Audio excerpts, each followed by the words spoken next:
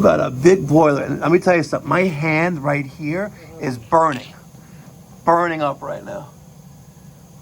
It's a good thing we're here, because you have a crazy flame in there. What's going on, ladies and gentlemen? Thank you so much for tuning in. It's me, Mikey Pipes. Today is Tuesday, December 26th, 2023. I hope that all those who celebrated Christmas yesterday, hopefully it was uneventful. Hopefully you got to an opportunity to spend some time with friends and family. And hopefully, I pray that Santa Claus, also known as Kris Kringle, hopefully he didn't leave you some coal in your stocking hanging from your chimney mantle, your fireplace. Yep, I see. This is what we're dealing with here in Queens on Jamaica Avenue. People from other states, like this moron, don't know how to drive. Heading to our next service call in the part of Queens Village. We have a new client, got a steam heating system, giving him some problems. Right around the corner from it. Let's go see what's going on. Smash that thumbs up button. And if you haven't done so already, subscribe.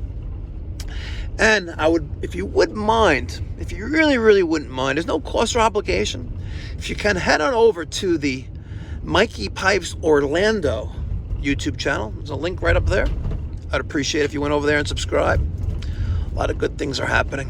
A lot of good things are happening. What the F is this? The hell? Alright, that's real normal.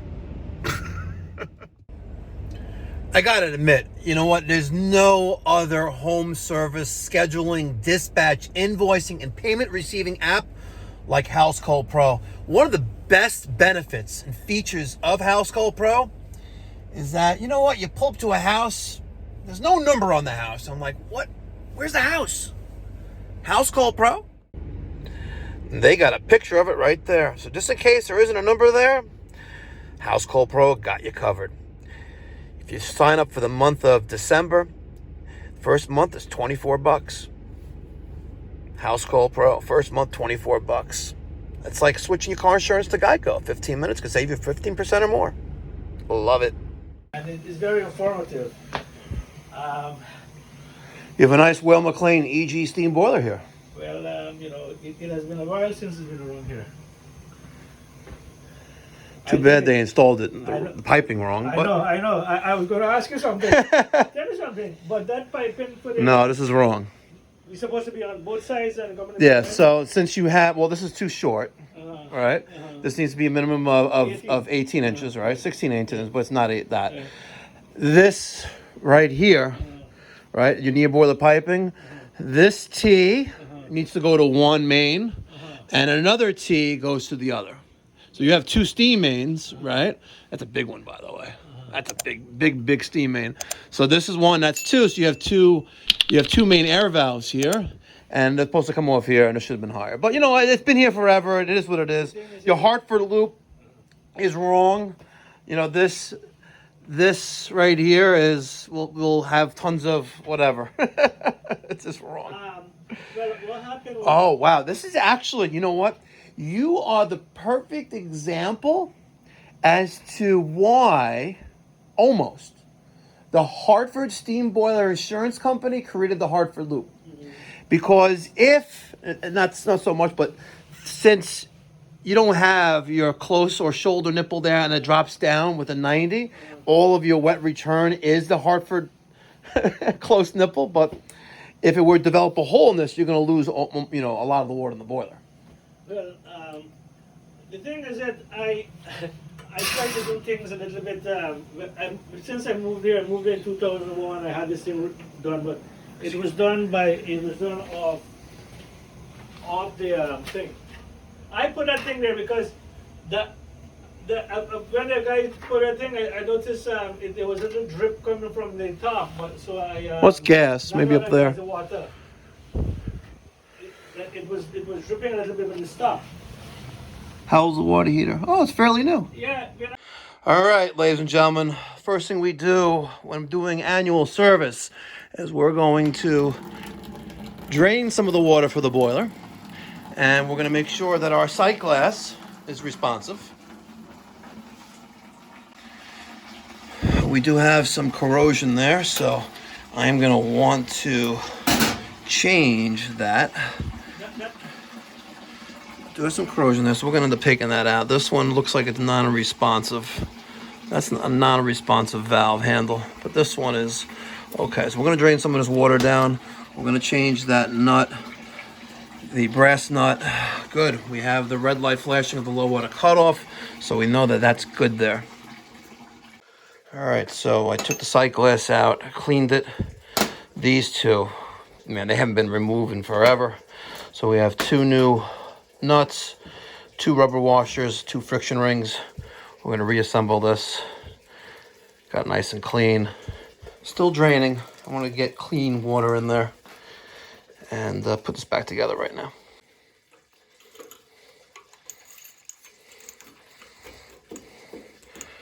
All right. You could do this one-handed. There's top.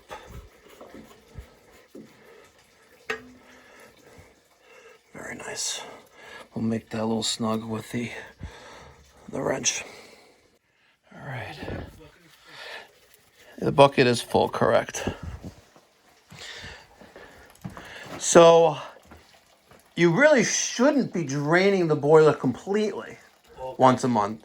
You should be draining the boiler just enough where we can get the low water cutoff light to activate. That needs to be done once a month, but don't drain it completely. I'm only draining it more fully right now because I want to try to get as much of this contaminated water out of the boiler as possible. The reason for that is pop quiz. What temperature does water boil at? 212 degrees. Exactly. Do you think it will boil at the same temperature if the water's dirty? You're shaking your head no.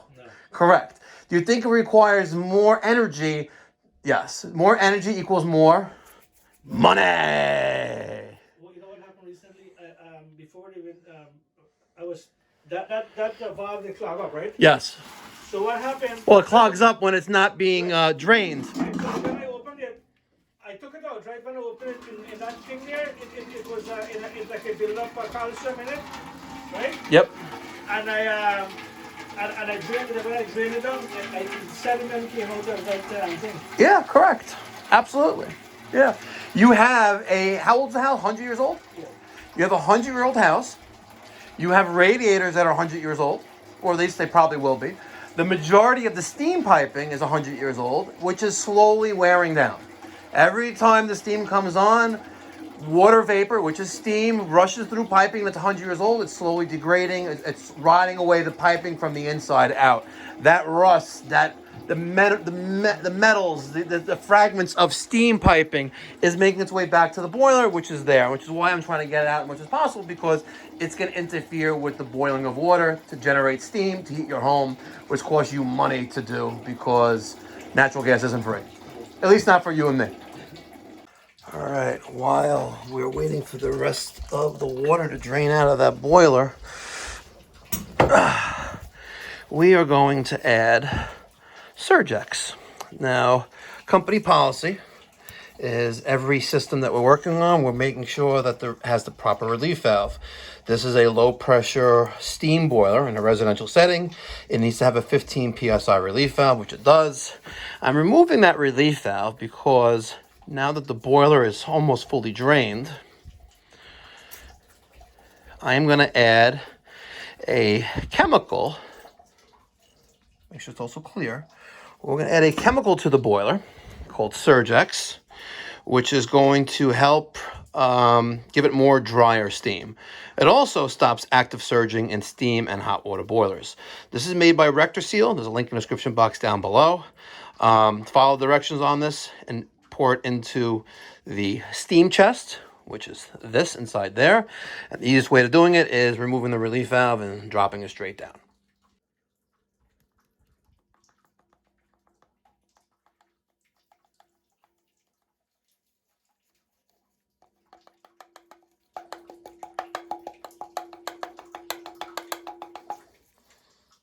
Perfect.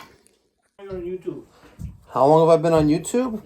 I started the YouTube channel right around, I think it was 2012, and I started using it like during Hurricane Sandy, where we were replacing air conditioning systems, and I would show here's a new model. Like, I was very monotone, like, hi, this is Mike from the Pipe Doctor, 516-295-2448. Here is a new ream condenser. If you need air conditioning, you're on Long Island, call me, Mike, 51. You know, very monotone, very like no personality. It was like boring, right?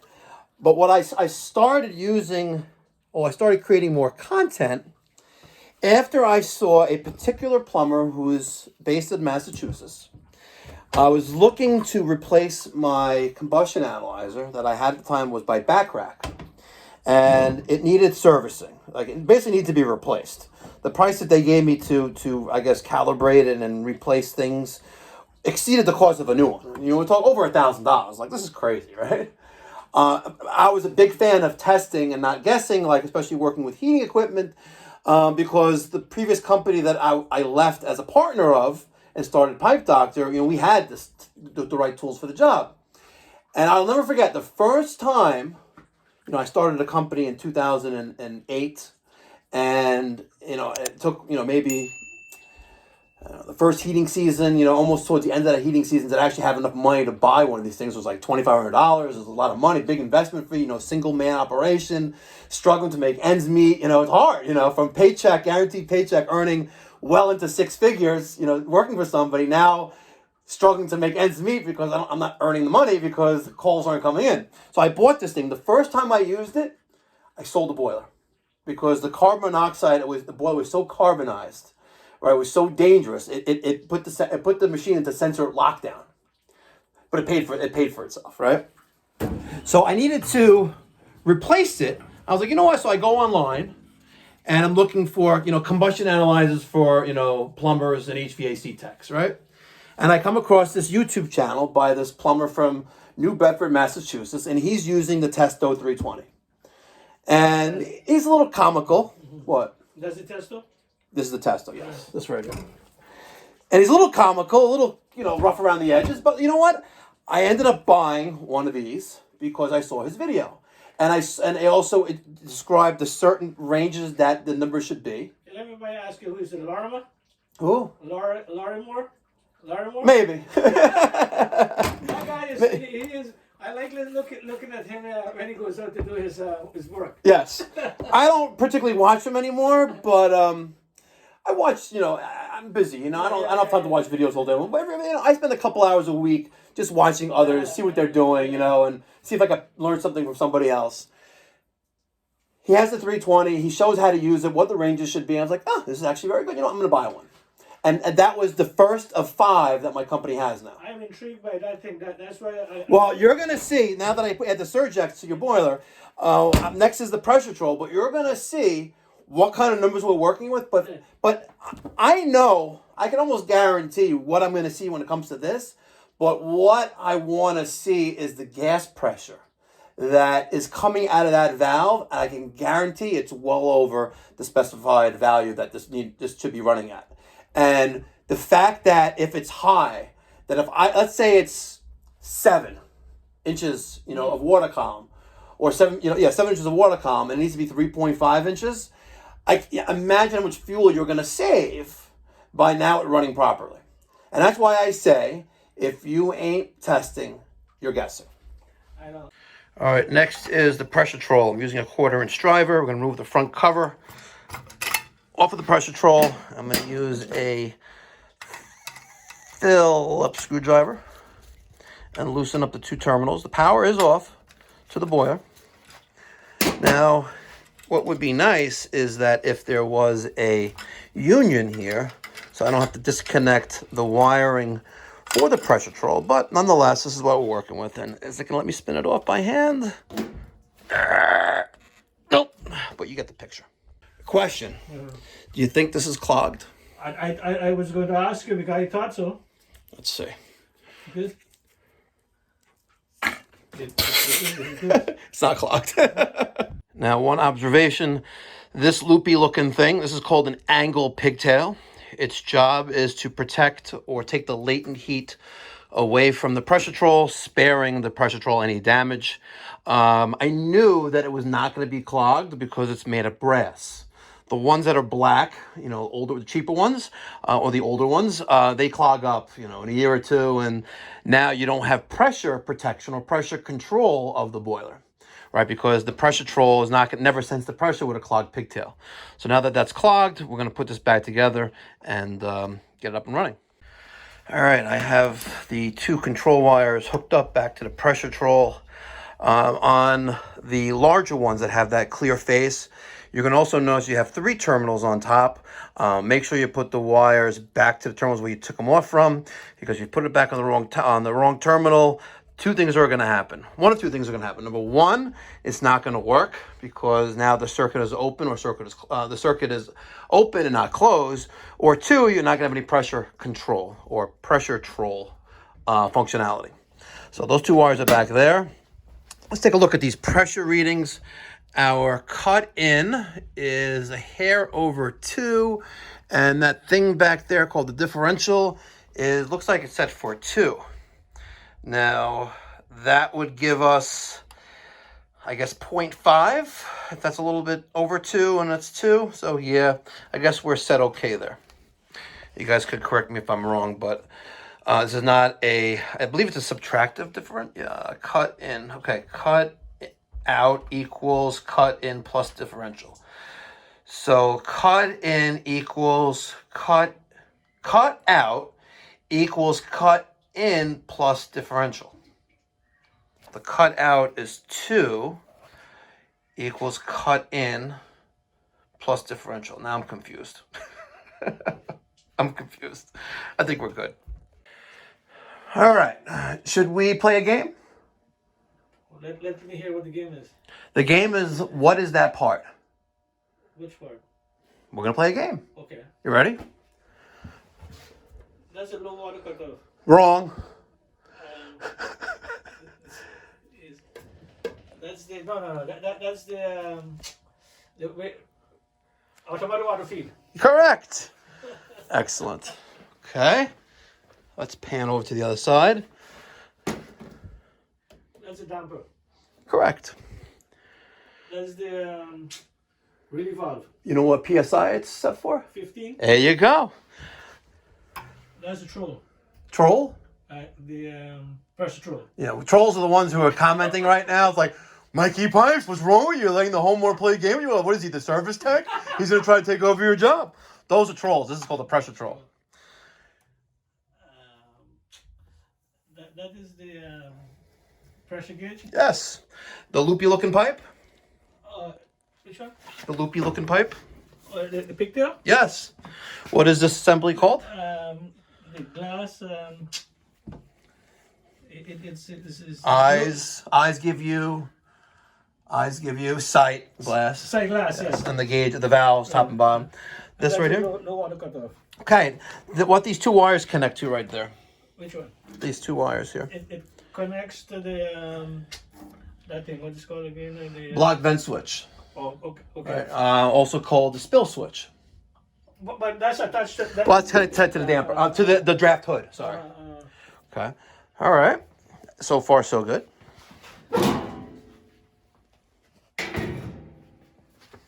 There's a gas valve. Some relays. Nope. The white thing with the 2 yellow I wires. forgot this called. It's Called the rollout switch. Yeah, you think so? And the relays up there, right? The relay is. No, it's a transformer. Transformer? I don't know. Your relay's somewhere. Not here. Okay.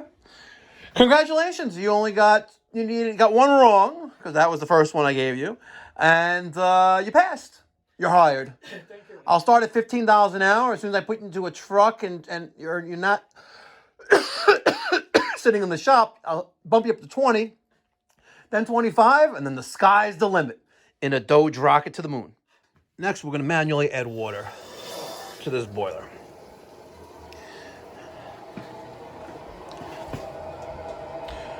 All right, we added the Surgex, so we may see a lime green color here. We may. I'm hoping that we do. Hopefully it's not reddish in color, because that means I didn't do a good job draining the boiler, but it is what it is. Something's better than nothing. We are feeding with hot water. Let's see, let's keep going. Come on, baby.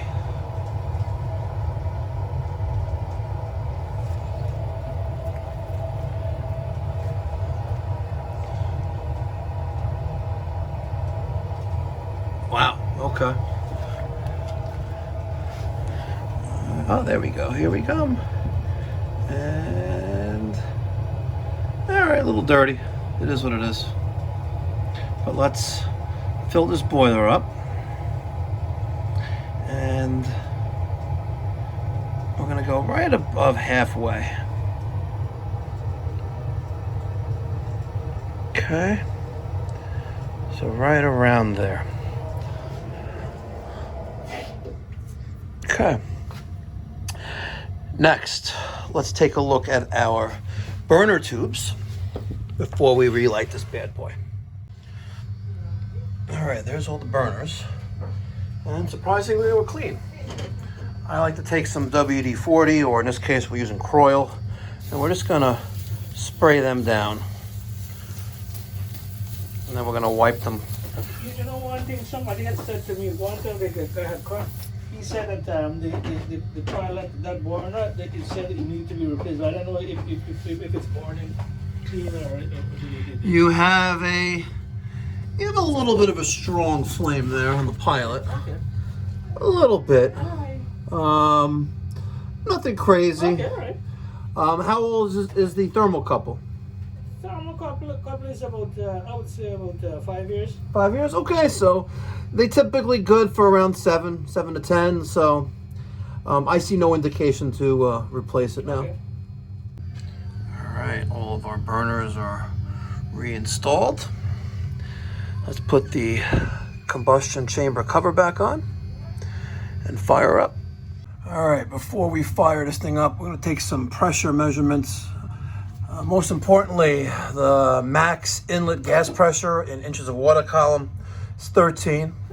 Minimum is 5. Manifold is 3.5. And I'm going to show you how we test that. I'm going to remove this port right here. And yes, I could turn the gas off by doing this, but I'm doing it on the fly.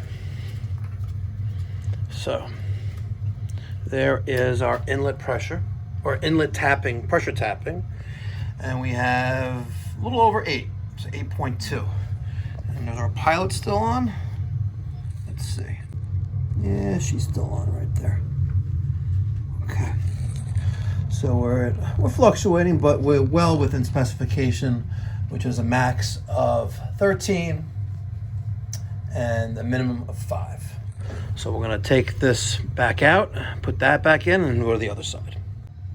Now that tapping right there, we removed the plug and hooked up our pressure tubing. And now we're going to fire up.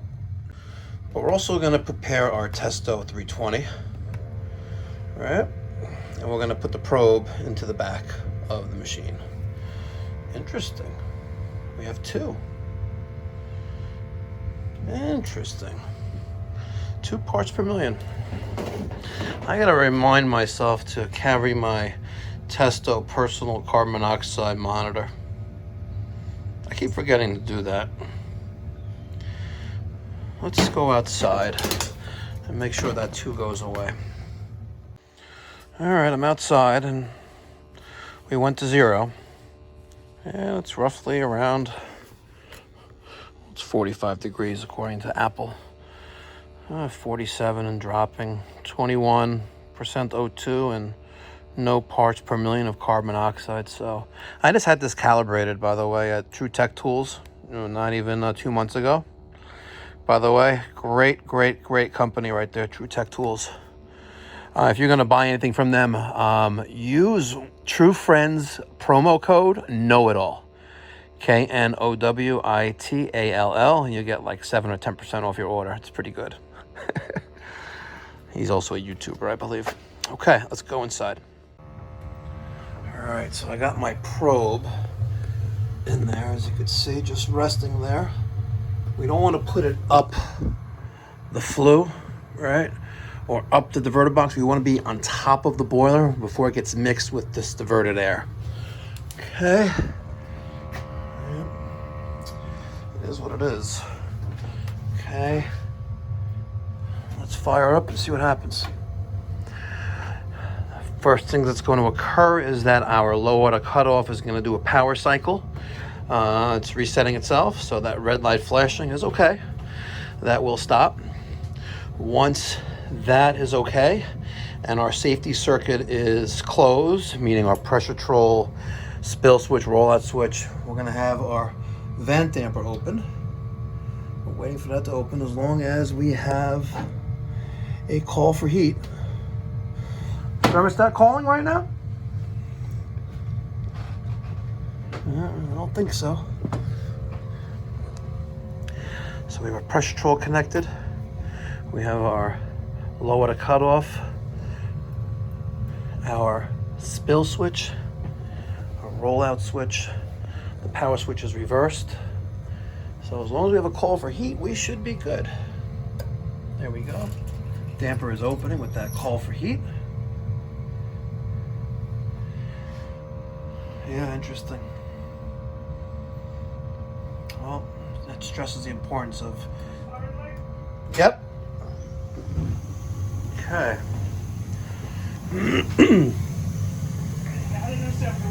Okay. So we're right around 3.5 inches of water column here.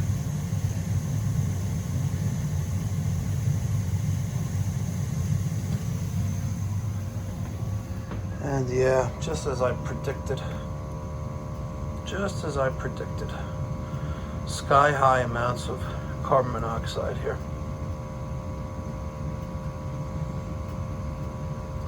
Let's see if it continues to climb.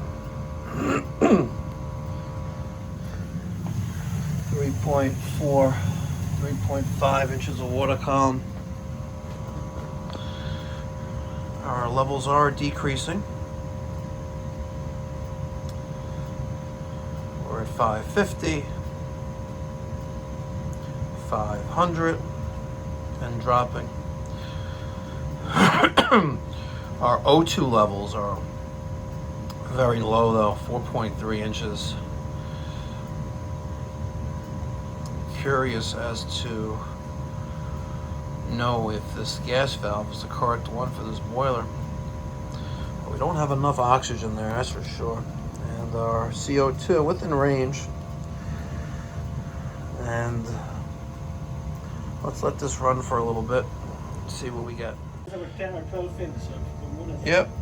All right, we made a little bit of adjustment to our gas valve, decreasing the pressure just a hair. And now we're at 6.5% of O2 and carbon monoxide of 20 and 21. Gross efficiency went down a little bit from the 84.5, 85% to 83, but that's okay. I'm much more happy with these numbers. And let's take a look at our CO2 at 8% on the dot, 8.01%. So now we're going to clipboard this and then test draft. Ladies and gentlemen, I hope you enjoyed the video you just watched. If you live in the Long Island, New York City metropolitan area and you got a steam heating system, if your HVAC or plumber isn't doing what I just did, well, it's time for you to fire them and call me, 516-348-6300. We primarily serve the Long Island and parts of Queens area, but we also go into the Bronx, Yonkers, and parts of Brooklyn as well. There's an additional trip charge and details on my website, pipedoc.net. This is the way you do a steam boiler maintenance service call, step by step. If your plumber's not doing it, fire him now and call me, Mikey Pipes. Thanks for watching. Catch you on the next one. Be well. God bless. Stay safe.